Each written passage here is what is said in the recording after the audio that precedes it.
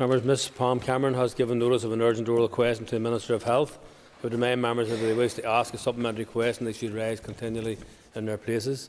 The member who tabled the question will be called automatically to ask a supplementary. Clerk, please read the question. To ask the Minister of Health, in light of the unprecedented demand and waiting times for patients and the risk to life, to outline the actions he is taking to mitigate measures on emergency departments and the Northern Ireland Ambulance Service. I call the Minister of Health. Thank you, Speaker, and I thank the member for raising the question. Speaker, our emergency departments are currently operating significantly above capacity.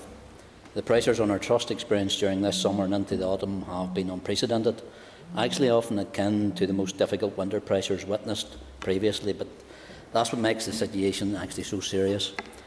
As members will recall, I made a statement on the 22nd of September that a hospital emergency department could be forced to close as a result of the pressures. Obviously, I don't want that to happen, nor does anyone working in the trusts, but we must realise that we are facing levels of pressure as never before. For several years before the pandemic, too many people were being forced to wait over 4 and 12 hours in emergency departments. The current pressures have been exacerbated by the pandemic, but they were not caused only by the pandemic. On the 22nd of October, I made a statement to the Assembly setting out my approach to winter preparedness.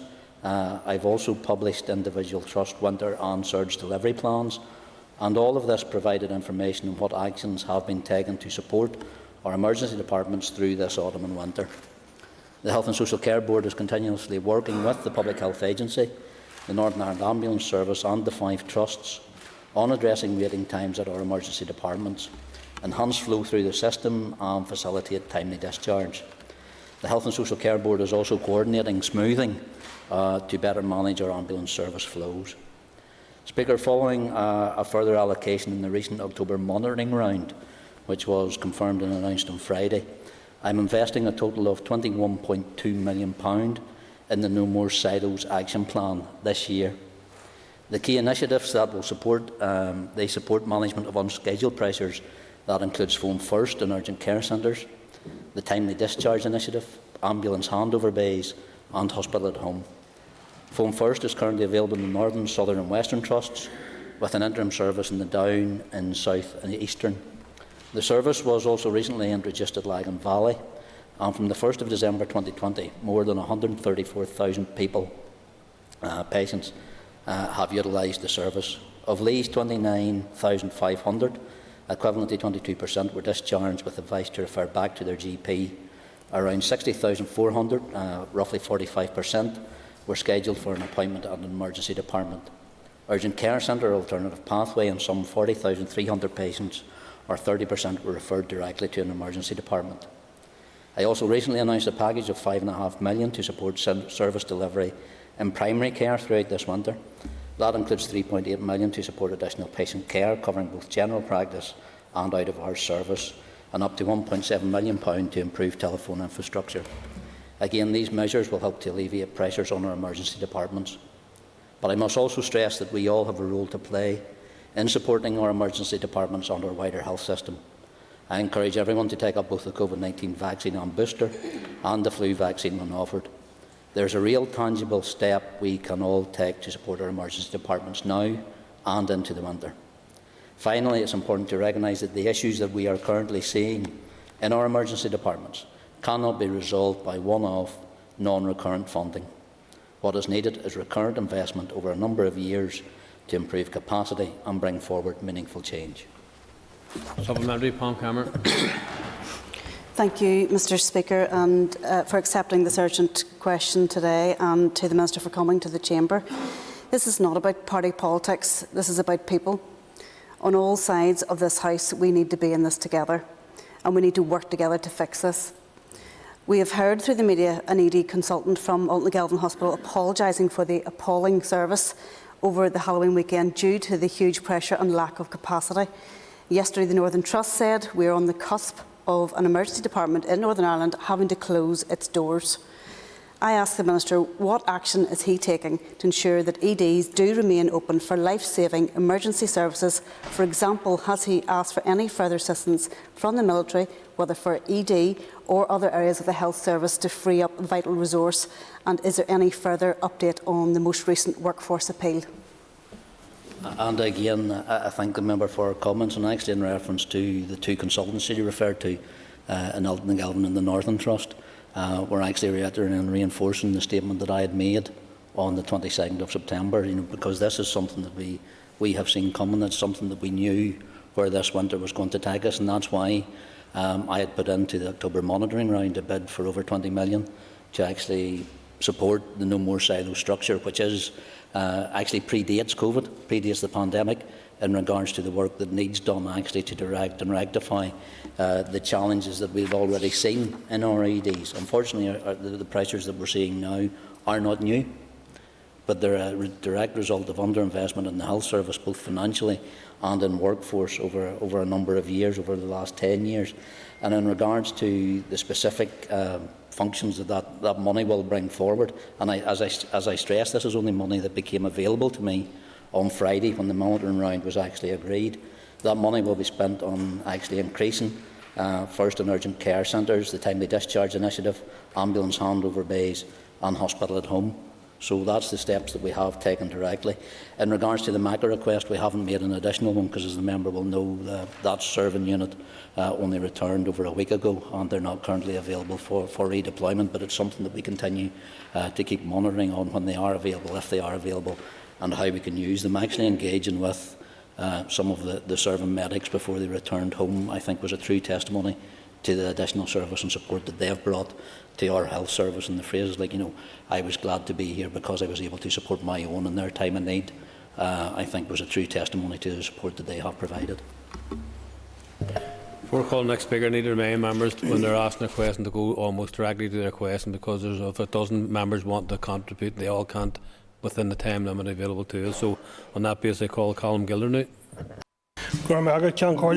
Minister, I asked in June around the publication of the urgent and emergency care review. I haven't received an answer to that, but could you advise when that review will be published, Minister? And also, has the time not now arrived to convene a health summit as requested by the Royal Colleges and unions to get everyone into the room who have an awareness of the problems here and the part of the solution? I thank the member. In regards to the agency and the different Royal Colleges and trade unions who have indicated the request for a summit, between that request being made, I've met most of them, either individually as Royal Colleges or through the trade union workforce structure that I currently have. What I have indicated to them, and I've indicated to some executive colleagues as well, I'd be minded to do that once I see what the budget settlement will be for health on an ongoing basis, because I think it would actually be premature to bring everybody into a room at this stage and then 2 to 3 weeks' time actually find out what our long-term funding for health is going to be. I think that's the wider discussion that needs to be had at that health summit. In regards to the urgent and emergency care review, I am expecting to receive that piece of work updated shortly in regards to what can be done, as it blends into the No More Silos piece of work that was originally instigated a number of years ago, but again has been reliant on piecemeal, hand-to-mouth funding. And as I've said many times from this dispatch, from this place, that's no way to resolve the structural challenges that our health service has found itself in over 10 years of underinvestment. Daniel McCrossan. Thank you, Mr. Speaker, and I thank the Minister for responding to this question. Minister, you'll be well aware of the pressures that exist in GP surgeries. The phone lines have been log-jammed, and as a result, more and more people are presenting at A&E, creating a crisis situation there. And as you could see at the weekend, how that unfolded. Has the Minister given any thought to putting in place a similar system to that of England through what they call walk-in clinics, where you can walk in, be triaged there and then? It's determined whether you go to a hospital, see a GP, see a nurse or see a mental health consultant. It takes away that pressure, and it worked quite well there. Has the Minister given any consideration to that system? We consider all systems as they are developed elsewhere, but our challenge is always that of workforce and who's actually eligible to deliver it in a timely and fashionable manner. There's no point of displacing one one patient from one section to another, and that's why we've actually introduced the phone first system as well. And the original answer I gave the member, the numbers, actually how many people are actually utilising that system, which allows them to be directed to the correct place at the correct time. And in regards to GPs, just to let the member know, for the week ending the 15th of October, our total practice teams consultations, that's MDTs and GPs, actually had consultations with 233,412 people over that weekly period, of which 116 per 1,000 of our population, and over 50% were actually face-to-face. So I've often said in here that sometimes the narrative around our GPs not being open is one that's not correct. The member did make a statement yesterday, I think, to the House that there was no plan. I had no plan in regards to how we were actually tackling elective care. Can I refer the member to the elective care strategy that was published at the start of June? Maybe inform him of actually the work that has been undertaken, but it actually needs funded, and it needs cross-community, cross-executive support to fund it. Paul Allen Chambers. Thank you, Mr. Speaker. I thank the Minister for his responses thus far, and I especially welcome the additional funding in recent days for No More Silos. Primary care has a huge role to play before people take the decision to present to an emergency department, and so a well-resourced primary care network is essential. Can the Minister provide an update on the number of GPs currently coming through the training pipeline? And could I, once again, Mr. Speaker, place on record continued appreciation for the efforts of all our health and social care staff? Thank you. And I thank the member. In regards to just the GP workforce pipeline, I would just reiterate the additional funding that has been put into primary care as well, that I announced a few weeks ago in regards to that £5.5 million to support primary care through the winter. But in regards to the workforce, it's often been said in here, and I think it's been supported by all parties now around this House, that the crisis we're currently in isn't just because of COVID, it's due to the underinvestment for the past 10 years in our health service. And I don't just mean bricks and mortar, I mean the actual people working in it.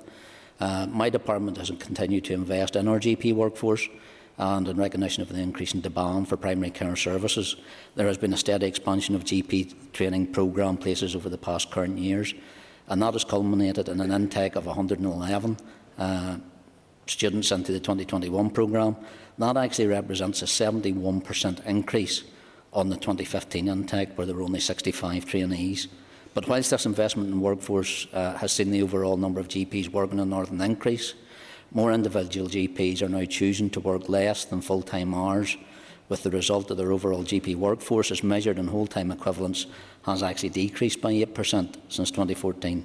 And having recognised this, I have asked for a review of GP trainee places to make sure that there are enough GPs to meet our primary care needs into the future. But I do have to reiterate that it does take time to bring those medical professionals forward. Call Kelly Armstrong.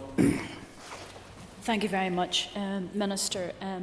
Minister, given the pressure on emergency departments and predictions regarding a winter crisis in our hospitals, can you explain why you were content to support reopening nightclubs? Nightclubs, I understand they're under a lot of pressure and they would need to open at some stage, but without any mandatory mitigations in place, and having witnessed the queues at the weekend at our hospitals, do you still believe that this was the right decision? I thank the member, although it is it's slightly off for the original question, but I will refer back to the autumn and winter contingency plan, which was supported by all ministers, which has actually referred to the development of appropriate enabling infrastructure to underpin a system of COVID status certificates is underway. As the member will be aware, as I said earlier on, we launched that yesterday. The Department of Health has committed to bringing forward the domestic COVID certificate, where it was actually deployed and when it will be deployed as a policy directive for the entirety of the Executive. Call Jim Allister. Is part of the problem here not the lack of coordination on the handover of patients from the ambulance to the hospital? We have cases where ambulances sit for hours with patients on their trolleys, and if they were transferred to the hospital trolleys, the ambulances could get back on duty. Is that not part of the problem? Do we not need a proper coordination of that? I think the member, and it is actually a very valid point, and it's one that I've seen now in operation, where we have what we are called HALOs, Hospital Ambulance Liaison Officers, where a member of NIAS is actually in place and embedded within emergency departments, so they can coordinate that handover. While a patient may transfer onto what he calls a hospital trolley, they still remain a patient of the ambulance service until they're fully integrated into the trust, and all the checks that are necessary are actually being able to be undertaken. So that handover has been done. One of the things, one of the recent changes we've actually seen and referred to it in the original answer is that of, it's a clunky term, but it's that of smoothing for our ambulance service, where a patient is actually taken to an ED that has a shorter waiting time rather than simply the closest ED as well. So it smooths out the pressures that our EDs are actually seeing, and it releases those ambulances quicker than they would be should they simply have to go to the closest ED. And that's why we see, our Northern Ireland Ambulance Service is a trust that actually covers the entirety of Northern Ireland and isn't solely constricted by our trust make-up of the 5 geographical trusts that we have. Well, Jerry Carroll. The situation faced by those who work in and rely on ED is stark and concerning. I'm concerned that we keep on doing what was done and get the same results again. Of that new money that the Minister announced, what proportion of that is being spent on the private sector, private organisations and private healthcare? Actually, in regards to the money that I did announce, in regards to the package that was given in regards to supporting No More Silos, the 21.2 million, that's all solely for our health service. It all is to support those pieces of work that need done, that were indicated through No More Silos, in regards to how a patient is transferred through the entirety of our system. So it's all about investing in the Northern Ireland Health Service, and it's it includes Phone First and urgent care centres, the timely discharge initiatives, ambulance handover bays and hospital at home. Nicole Carroll, New Keelan. Count Cullion, and thank the Minister for coming to the House today. If the 21.2 million is for emergency care, with respect, I don't think anybody waiting on a hospital trolley 30 hours is going to understand what No More Silos means. So I think we all accept that, and I'm not being panicky, but if it is for emergency care, then say so, because families are sitting with their elderly patients in cars outside. Their elderly parent is sitting on a trolley 30 hours waiting to get a bed. So I think we need to be clear. And the other thing I've just asked the Minister to be very mindful of, the Children's Hospital in the Royal, I spoke to a nurse at the weekend who worked in Africa, and said to me that both the emergency department in the Royal and the Children's was akin to scenes that you've seen in Zambia. So I think our health and social care staff are under a massive pressure, and if they're getting additional support through this 21.2 million, then I'd like the Minister to clear that up. Thank you. The member and Speaker, maybe just to be clear, that 21.2 million is an investment in No More Silos, which is our strategy. It's the department's strategy before me on how we address pressures in our emergency departments. So I'll make that clear to the member. That's where that investment is going. It's going in those steps that are. It's for all those services that are actually there. It's for early discharge. It's for first and urgent care centres. It's for ambulance handover bases, and it's for hospital at home. So it supports that entirety of the system as it works through. But, Mr. Speaker, that's only part of the monitoring round monies that I actually got on Friday as well. So that's the bit that's specifically to address the problem that was raised in the initial urgent oral question. In regards to the support, I did get 70 million that was able to get back to our health service workers the 3% pay rise that had been indicated through the independent monitoring body that looks at that. So that allows me now to take that to the next step as well. So there's additional investment needs made. I've said that many times from this place. But what it doesn't solve is when it simply comes at this time of the year to be spent in March to address a problem that has been there, has been systemic, and has been getting worse over the last 10 years, rather than doing the structural reform that we all know in this place needs to be done and needs to be done now. And that's where we need that recurrent budget. Should it be for 3 years, should it be 5 years, to give us the surety to make the transformations that we need to make. I call Trevor Clark. Thank you very much, Minister, for your answers thus far. In one of your comments you did say you've seen it coming. I think for many of us we all seen it coming.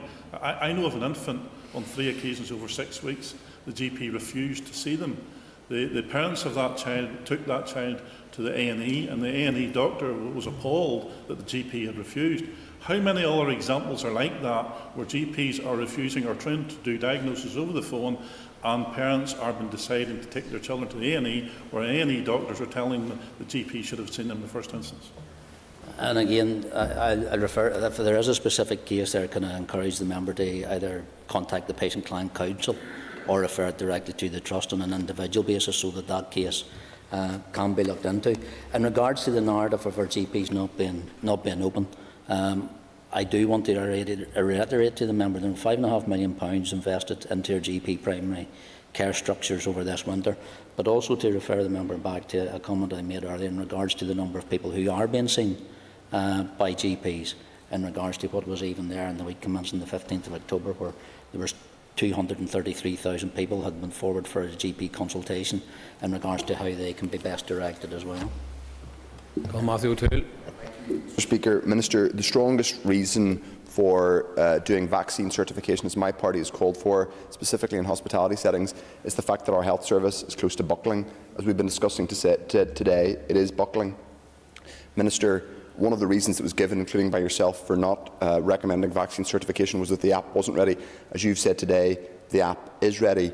Will you now be advising the Executive that we move speedily to vaccine certification in specific settings in order to protect our health service? I thank the member for the point that they continually raise, and I know we were here to talk about emergency departments, but the SDLP want to go in a different direction in regards to what we're actually talking about. In regards to certification, the member is also aware, and I'm sure if his minister has briefed him, as he seems to have briefed others in regards to this, he will be aware as well that the head of the Northern Ireland Civil Service has also said that that policy development work has been taken under their direction as to where it should be, because that's where this lies. That's where I've always been clear that this lies. Health is supporting the minute, and in the autumn and winter strategic plan that came from Executive, that was supported by all Executive ministers, clearly stipulates that in the initial work on developing the app should be done. We delivered that yesterday. Legislation is being drafted and prepared as to what it could look like. The member and the member's minister is aware of the timeline that was laid out that would actually take to draft that. And it was indicated earlier on, Mr. Speaker, when we were talking about regulations, is about the small team within my department that is left to actually draft those regulations on behalf of the entirety of the Executive. Paula Bradshaw. Thank you, Minister. Sorry, Mr. Speaker. Minister, you'll be aware that the Royal College of Emergency Medicine are keen to see the Getting It Right First Time programme introduced. Obviously, that relates to sharing of clinical best practice across different ED departments. Can you give us an update on that? And also, is your department going to be working with Public Health Agency around some messaging this winter so that people go to the right place for their healthcare? In regards to the last point, very much so. In regards to making sure people get to the right place to be seen. And that's also part of the benefit of Home First, because before somebody presents to an ED, they have the opportunity actually to engage that in that direction. One of the directions of travel of No More Silos is that we have a single number for the entirety of Northern Ireland, so akin to the 111 service that there is in England and Wales, that we could have something there, and that would actually take some of the pressure out of ours as well, when you start to get that amalgamation across the entirety of our service in itself. The member will be aware, and if she's been talking to the Royal College of Emergency Medicine, the publication of the review of urgent and emergency care is actually there at this minute in time, and the publication of that report actually sets out the findings and recommendations of the review of urgent and emergency care. Unfortunately, that again was delayed by the pandemic. However, I do plan to publish the report and consult on its findings shortly, because it does tie in again with the recommendations from No More Silos. Paula O'Toole. And thanks to the Minister for his answers so far.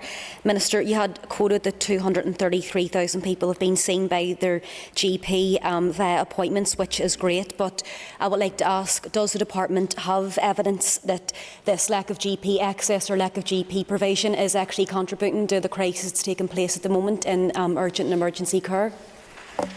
We don't have any direct evidence to that, and I know your party did conduct a GP survey, and I think the the member for the party for sharing with me the findings of that. In regards of those 233,000, 50% of them were seen face to face. The rest were triaged by telephone or online services as well and directed to where the GP thought was appropriate for them. So that work continues to be progressed, and again that's why we're also putting additional monies into the telephone and online consultation ability, so people don't have to wait to contact their GP to get that initial consultation. Deborah Erskine.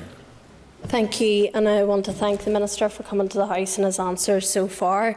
Would the Minister agree more specifically that the deficit in GP cover for out of hours is adding to the pressures at emergency departments, and what is his department doing to address this? For example, in my own constituency over the weekend, a constituent tried to gain GP out of hours on Thursday, and I understand that there was no GP out of hours cover, hence why they then attended ED on Saturday night.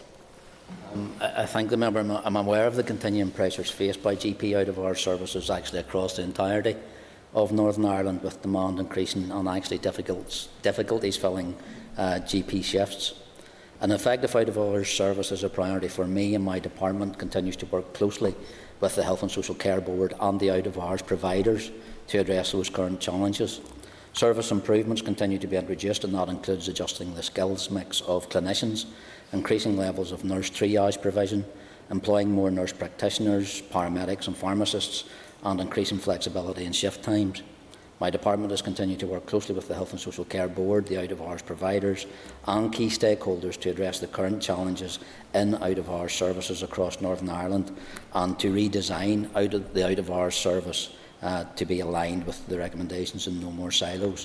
And the aim of that is to have a more stable, sustainable and integrated service that will better meet the needs of the whole population, and that includes consideration of a regional model for delivery of the service.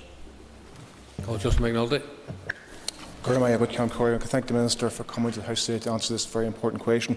Minister, what hope can you give to people and to the families of people who are waiting for cancer operations, who are waiting for hip replacements, who are waiting for a scan, who are waiting for a gallbladder operation or for a consultant appointment? What hope can you give those people now? And again, I thank the member for raising this. In regards to the elective care strategy that was published in June, again, I needed money from monitoring round bids to be able to fund that, and that's why I was thankful for the Finance Minister in funding my bids in regards to health, and that money wasn't diluted in any shape or form, because that allows me to continue with the work that is there in the elective care strategy. Over 65,000 people have now been seen through waiting list initiatives. 1,800 people have been seen through mega clinics, and another 4,000 have had OP assessments through GP federations. So the hope I can give is actually supported by getting funding for monitoring round bids for my elective care strategy. Mr Speaker, Minister, given the fact that the Northern Trust has the lowest number of intensive care beds, has a business case that has been sitting now for months in relation to 49 additional beds, and given the fact that in its winter plan it says that the initial projections show a potential shortfall of over 200 beds across the acute hospital sites in the Northern Trust, what practical steps is the Minister taking to ensure beds, so that what he described earlier in relation to what's happening in regards to the ambulances is brought to an end, because there's provision for beds in the hospitals? And I think the member makes a valid point, and I think often said in here, it's not just the investment in infrastructure or bricks and mortar or physical beds, it's actually the staff that it takes to support those beds as well, not just the doctors and the nurses, but the porters and the administrative workers that are there to support them as well. And that's when, when this place actually came back in January of 2020, the additional 300 nursing training places over the next 3 year period was welcome. That increased our nursing training places to 1,325 per year. But like everything else, it takes time for those nurses actually to come through to be able to support those beds. There are a number of capital bids in from the Northern Trust as to how they can actually expand. As the member will be aware, not only as a constituency MLA, but also as Minister of Health, I'm supportive of those bids at all times, and the member will see that through the modern round bids that I continue to make to improve the long-term investment in our health service.